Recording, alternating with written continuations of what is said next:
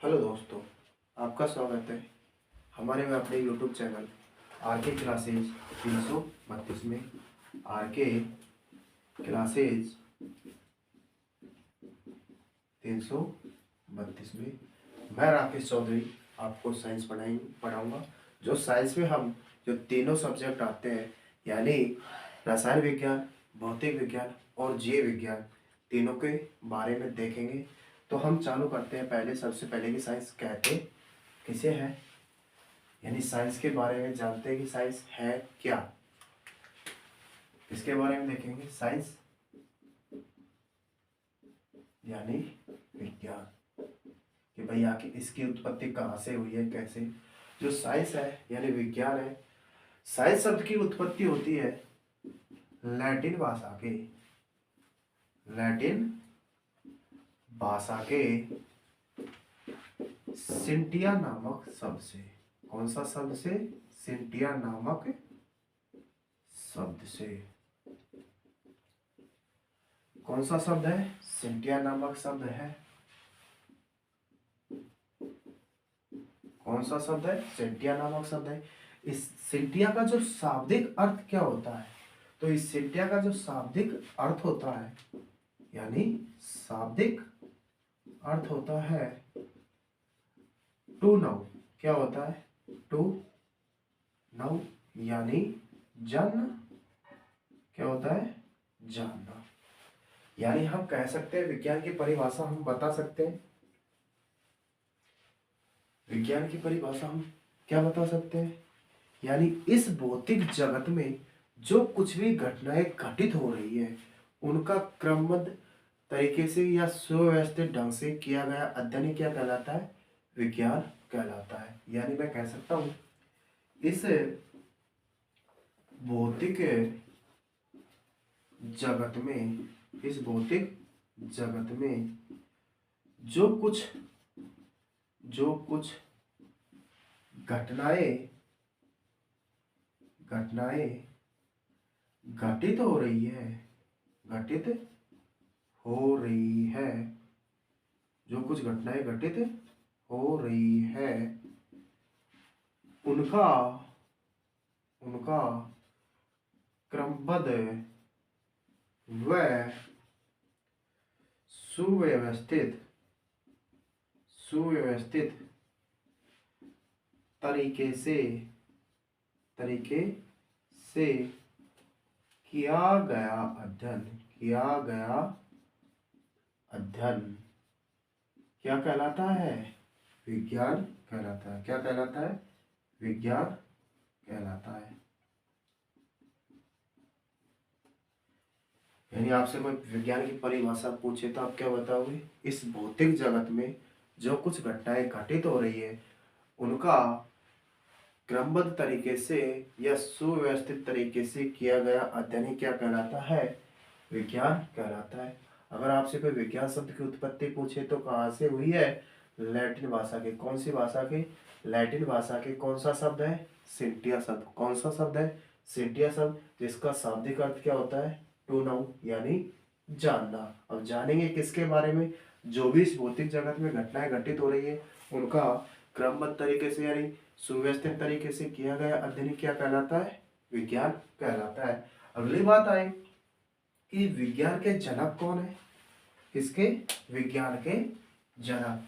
यानी हमसे विज्ञान के जनक पूछे तो विज्ञान के जनक कौन हो गए? अरस्तु। कौन हो गए? अरस्तु। अब अरस्तु के बारे में देखते हैं। जो अरस्तु है, यह एक यूनानी दार्शनिक थे। क्या थे? यह एक यूनानी दार्शनिक थे। इनका जो जन्म होता है स्टेनेगेरिया नामक नगर में होता है। स्टेनेगेरिया नामक नगर में होता है। अगली बात, इनके जो गुरु है, गुरु का नाम क्या है? तो इनके गुरु का नाम तो प्लेटो है। और जो इनके शिष्य हुए, इनके शिष्य का नाम है सिकंदर। कौन है? सिकंदर। यानी आपसे वैसे क्वेश्चन तो नहीं आएगा, क्वेश्चन तो पूछ सकता है, तो यही पूछ सकता है कि विज्ञान के जनक कौन है। तो विज्ञान के जनक कौन हो गए? अरस्तु भाई साहब हो गए। कौन हो गए? अरस्तु भाई साहब। आगे देखते हैं जो विज्ञान दिवस, अगला आता है कि विज्ञान दिवस कब मनाया जाता है। तो विज्ञान दिवस 28 फरवरी को मनाया जाता है। अब क्यों मनाया जाता है? तो रमन प्रभाव के लिए मनाया जाता है। किसके प्रभाव के लिए मनाया जाता है? रमन प्रभाव के लिए, क्योंकि जो रमन प्रभाव है इसकी खोज 28 फरवरी 1928 को हुई। यानी आपसे रमन प्रभाव की खोज पूछे तो कभी 28 फरवरी 1928 को, और विज्ञान दिवस कब मनाया जाता है? केवल 28 फरवरी को। आपसे पूछे विज्ञान दिवस कब मनाया जाता है तो 28 फरवरी को। अब बात यही कि रमन प्रभाव किसने दिया? तो ये दिया था भाई साहब सीवी रमन ने। किसने दिया? सीवी रमन ने। और इस सीवी रमन को रमन प्रभाव के लिए, कौन से प्रभाव के लिए? रमन प्रभाव के लिए 1930 में नोबेल पुरस्कार से नवाजा गया। नोबेल पुरस्कार पुरस्कार से नवाजा गया। किसे? सीवी रमन को। और इस रमन प्रभाव को ही टिंडल प्रभाव कहते हैं। क्या कहते हैं? टिंडल प्रभाव कहते हैं। आगे देखते हैं जो साइंस है यानी विज्ञान है, इसको कितने भागों में बांटा गया है? विज्ञान, इसको कितने भागों में बांटा गया है? 3 भागों में। कितने भागों में बांटा गया है? 3 भागों में। कितने भागों में? 3 भागों में। कौन कौन से हैं? एक तो हो गया आपके फिजिक्स, यानी भौतिक रसायन। कौन सा? भौतिक रसायन। अगला होता है केमिस्ट्री। केमिस्ट्री यानी रसायन, ओ सॉरी, ये है भौतिक विज्ञान, केवल भौतिक विज्ञान। कौन सा है? भौतिक विज्ञान। ये हो गया रसायन विज्ञान। अगला है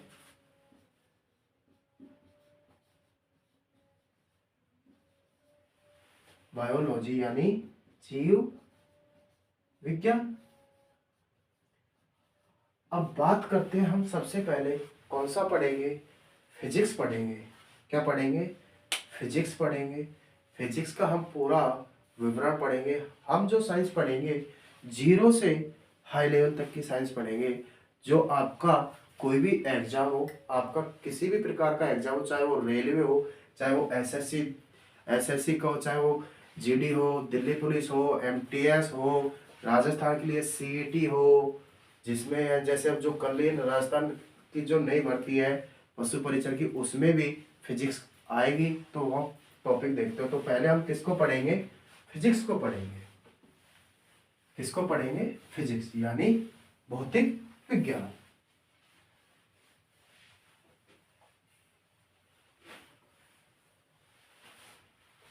क्या पढ़ेंगे? भौतिक विज्ञान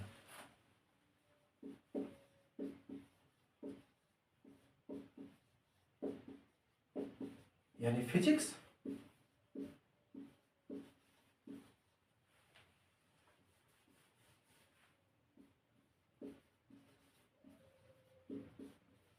फिजिक्स, भौतिकी। अब सबसे पहले बात यह आती है फिजिक्स शब्द की उत्पत्ति कहां से होती है? तो जो ये फिजिक्स शब्द है इसकी उत्पत्ति ग्रीक भाषा के, कौन सी भाषा के? ग्रीक भाषा के फ्यूसिस। कौन सा शब्द? फ्यूसिस। ग्रीक भाषा के फ्यूसिस नामक शब्द से हुई है। इस फ्यूसिस का शाब्दिक अर्थ क्या होता है? तो इस फ्यूसिस का शाब्दिक अर्थ होता है प्रकृति। क्या होता है? प्रकृति। यानी आपसे पूछे कोई फिजिक्स शब्द की उत्पत्ति कहां से हुई, तो ग्रीक भाषा के फ्यूसिस नामक शब्द से। कहां से? ग्रीक भाषा के फ्यूसिस नामक शब्द से। हम जो भौतिक विज्ञान है इसके अंतर्गत क्या आता है? विज्ञान की वह शाखा, विज्ञान की वह शाखा जिसके अंतर्गत, विज्ञान की वह शाखा जिसके अंतर्गत द्रव्य, ऊर्जा आदि अन्योन्य क्रियाओं का अन्योन्य क्रियाओं का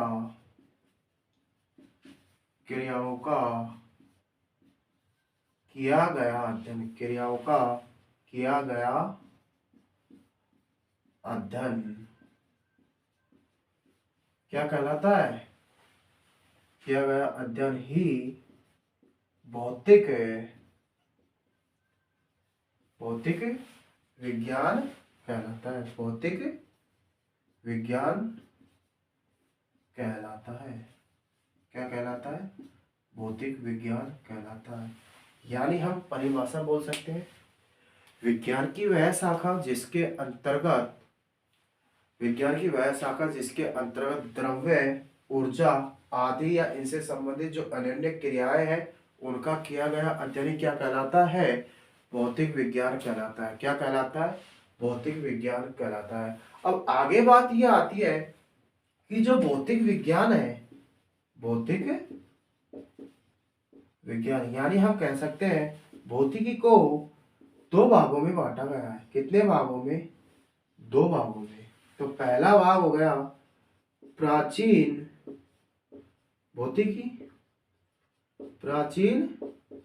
भौतिकी, और जो दूसरा भाग है वह है आधुनिक भौतिकी।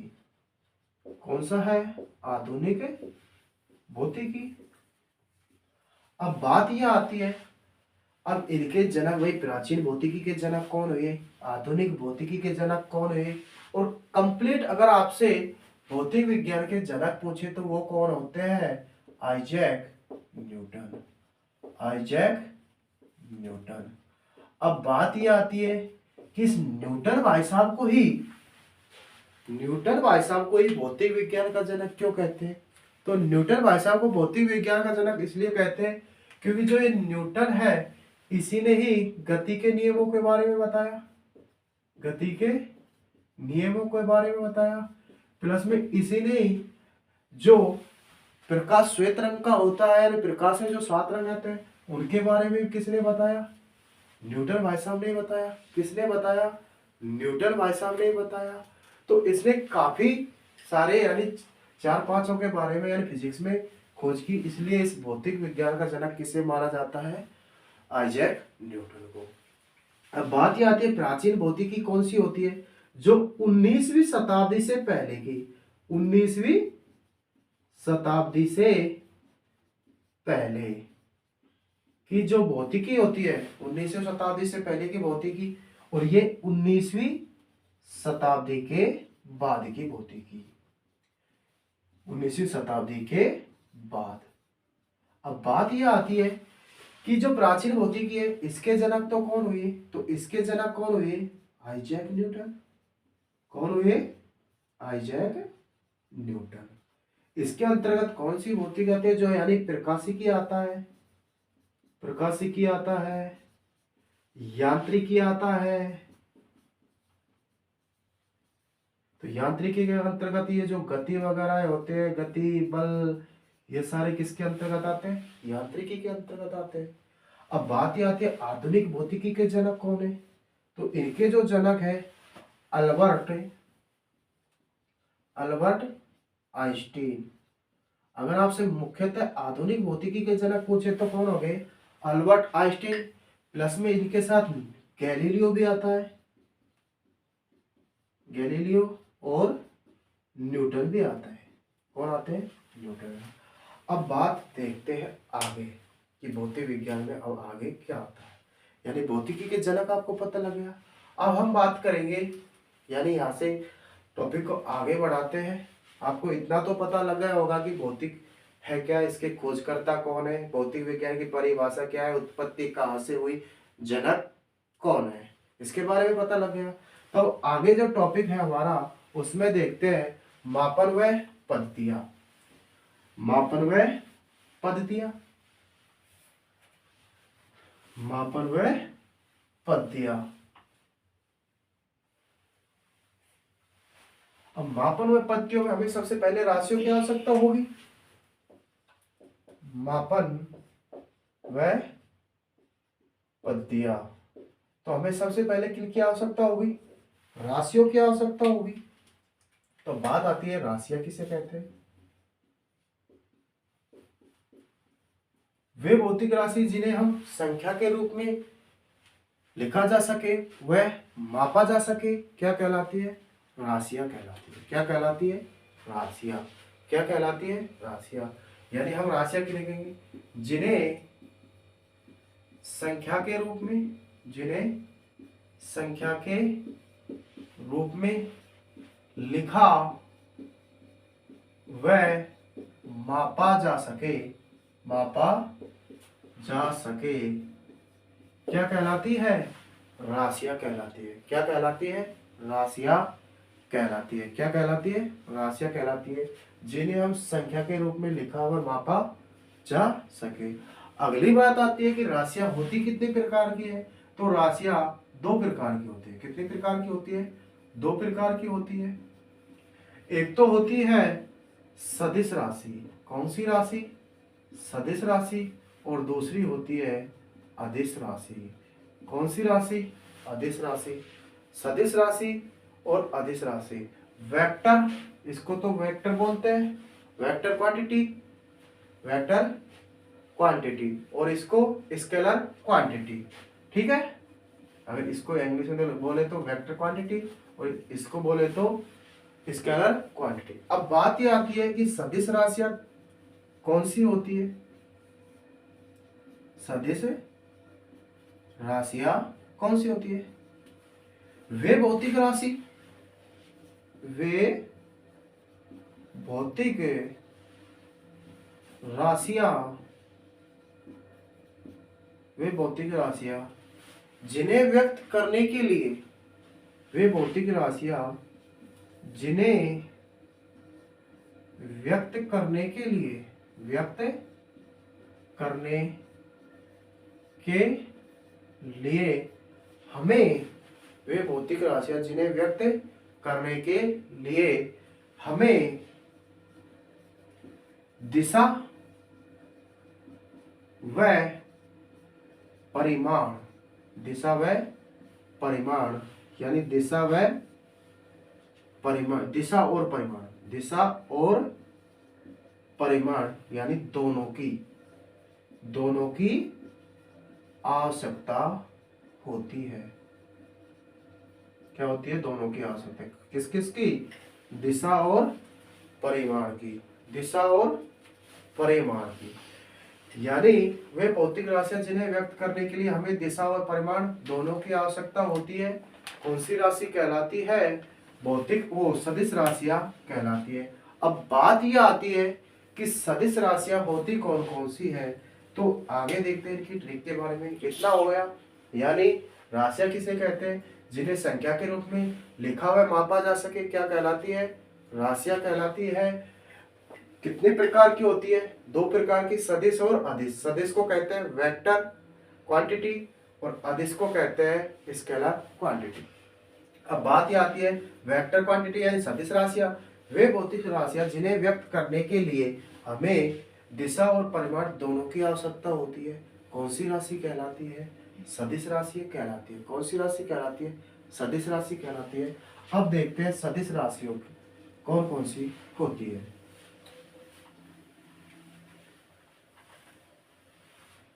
क्या देखेंगे? सदिश राशियां, सदिश राशियां। तो कहने का मतलब मैं यहाँ पे शॉर्ट बता देता हूँ किन किन की आवश्यकता होगी। दिशा प्लस परिमाण दोनों की आवश्यकता होगी। ठीक है, अब इनकी जो ट्रिक है उसके माध्यम से देखते हैं कौन सी है। ट्रिक क्या रहेगी? असंभव है, असंभव वे बत, ट्रिक क्या रहेगी, असंभव विभव। यानी ऐसे तो क्या बना, आवेग बना, स से क्या बना, यानी बस सीधा ऐसे लिख देता हूं सीधा, यानी ऐसे तो क्या बना, आवेग, क्या बना, आवेग, स से क्या बना, संवेग, क्या बना, संवेग, भ से क्या बना, भार, क्या बना, भार, असंभवी है ना। वी से क्या बना, विस्थापन, क्या बना, विस्थापन, वे से क्या बना, वेग, क्या बना, वेग, ब से क्या बना, बल, क्या बना, बल, तो ऐसे क्या बना, त्वरण, क्या बना, त्वरण। ये सारी कैसी राशियां हैं, आवेग, संवेग, भार, विस्थापन, वेग, बल, त्वरण, ये सभी कैसी राशियां हैं, यह सभी सदिश राशियां हैं। कैसी राशियां हैं, सभी सदिश राशियां हैं। आगे देखते हैं अदिश राशियों के बारे में। किनके बारे में, अदिश राशियों के बारे में। यानी मैं कह सकता हूं अदिश राशियां, स्केलर क्वांटिटी, अदिश राशियां, वे भौतिक राशि, वे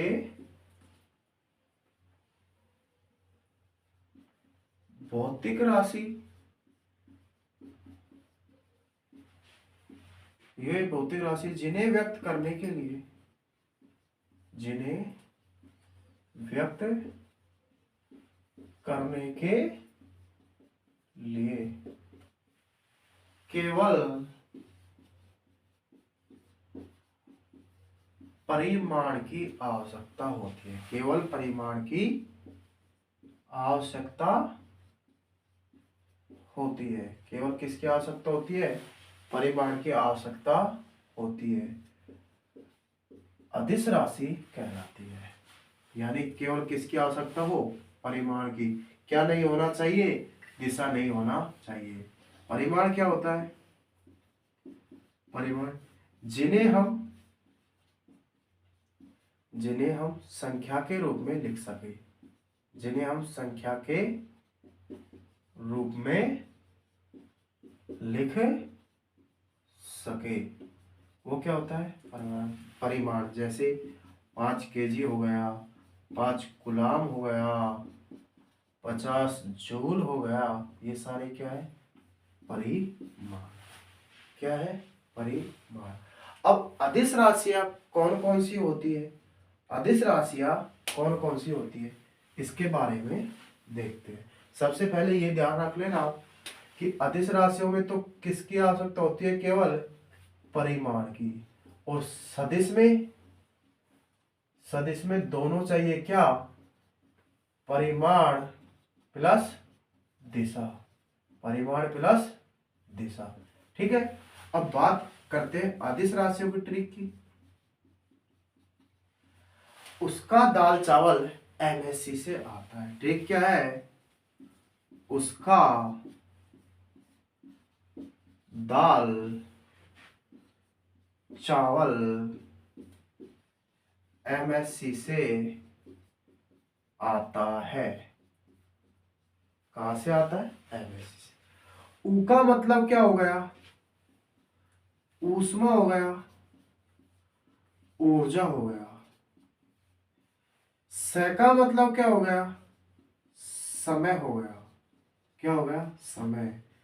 का मतलब क्या हो गया, कार्य। दा का मतलब क्या हो गया, दाब, क्या हो गया, दाब। ल का मतलब क्या हो गया, लंबाई, और इसी को हम कह सकते हैं दूरी। चा का मतलब क्या हो गया, सॉरी, चा का मतलब क्या हो गया, चाल, यहाँ पे ले सकते हैं गति भी। ठीक है, एम किसको दर्शाता है, यानी मास, यानी एम किसको दर्शाएगा, मास यानी द्रव्यमान। इस एस से क्या होता है, शक्ति, क्या हुआ, शक्ति। सी से करंट यानी विद्युत धारा। आ से क्या हो गया, इस आ से आवेश, आवेश आयतन, आवेश और आयतन। ता से ताप, और एक दो अलग है जैसे घनत्व है और पृष्ठ तनाव, ये भी कैसे है, अदिश राशियां है। यानी आप अदिश राशियां कौन कौन सी हो गई, ऊष्मा, ऊर्जा, समय, कार्य, दाब, लंबाई, दूरी, चाल, गति, द्रव्यमान, शक्ति, विद्युत धारा, आवेश, आयतन, ताप, घनत्व और पृष्ठ तनाव। अब हम आज की क्लास को इतना ही रखते हैं। अगर हमारी क्लास आपको अच्छा लगे तो हमारे YouTube channel RK classes 332, RK classes 332 को लाइक करें, शेयर करें एंड सब्सक्राइब करें।